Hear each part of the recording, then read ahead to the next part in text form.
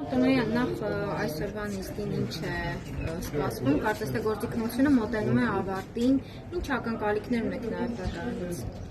Ակնկալիքներ չունեմ դատարանից, գործը իրականում ավարտական բնույթ է, ես այսօր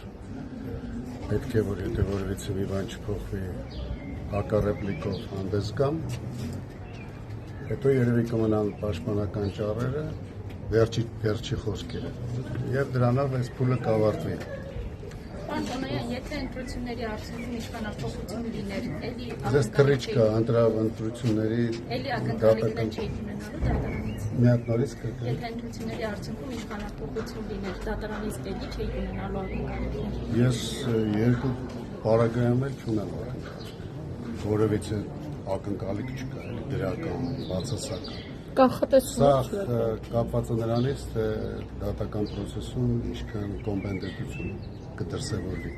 Մենք մինչև հիմա հնարավորություն չենք ունեցել նիստերը լուսաբանելու, դուք ինչպես ընթացքը կգնահատեք,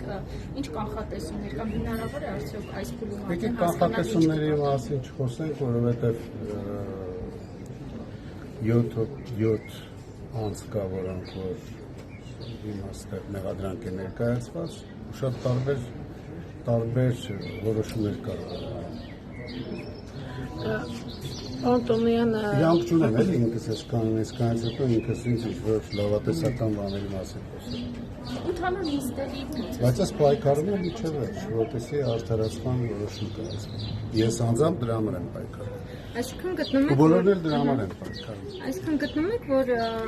բավարար ապացույցներ կան ձեր ամեղությունը հաստատված։ Հակառակ ապացույցներ գոյություն չունեն, որոնք որ մեղադրանքն են ապացուցում։